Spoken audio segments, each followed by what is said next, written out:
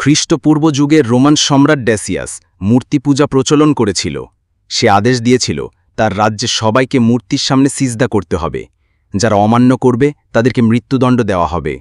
এই অত্যাচারের যুগে 7 জন ইমানদার যুবক আল্লাহর উপর ভরসা করে একত্র হল। তারা বলল, আমরা আল্লাহ ছাড়া কাউকে ইবাদত করব না। তিনি আমাদের রব, তিনি আমাদের জীবন মৃত্যুর মালিক। এই ঈমানের জন্য তারা রাজাকে অমান্য করে শহর ছেড়ে পাহাড়ের দিকে রওনা দিল। অবশেষে তারা একটি বড় গুহায় আশ্রয় নিল। গুহার দরজায় একটি কুকুর দাঁড়ায় ছিল। সেখানে যুবকেরা আল্লাহর কাছে দোয়া করে বলল, হে আমাদের প্রভু, তুমি আমাদের রহমত দাও আর সঠিক পথ সহজ করে দাও। আল্লাহ তাদের দোয়ায় সাড়া দিলেন। তারা গভীর নিদ্রায় আচ্ছন্ন হয়ে গেল। কুকুরটি তাদেরকে গুহার ভেতর পাহারা দিচ্ছেন। বন্ধুরা, আল্লাহ লেখা নামটি পছন্দ করে থাকলে চ্যানেলটি লাইক ও সাবস্ক্রাইব করে দিন।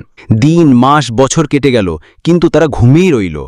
আল্লাহ তাদের শরীরকে অক্ষত রাখলেন, এমনকি সূর্যের আলো এমনভাবে পড়ত যাতে তারা ক্ষতিগ্রস্ত না হয়। এই ঘুম স্থায়ী হল 309 বছর। পৃথিবীতে এ সময় প্রজন্ম বদলে গেল, রাজা বদলে গেল, এমনকি ধর্মীয় অবস্থা পাল্টে গেল।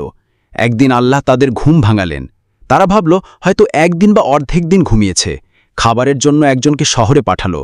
কিন্তু যখন সে বাজারে গেল তখন অবাক হয়ে দেখল তার পুরনো মুদ্রাকে চিনতে পারছে না। চারদিকে মানুষ জিজ্ঞেস করছে, এত পুরনো কয়েন কোথায় পেল? অবশেষে লোকেরা বুঝল এরা সেই যুবকেরা যারা 309 বছর আগে গায়েব হয়েছিল।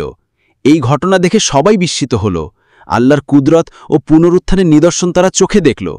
পবিত্র কোরআনের সূরা কাহাফে এই ঘটনার বর্ণনা এসেছে। এই কাহিনী প্রমাণ করে আল্লাহর হাতে জীবন মৃত্যু, আর তিনি চাইলে মানুষকে শত শত বছর ঘুম পাড়িয়েও রাখতে পারেন। অনেক কষ্ট করে ভিডিও বানাই।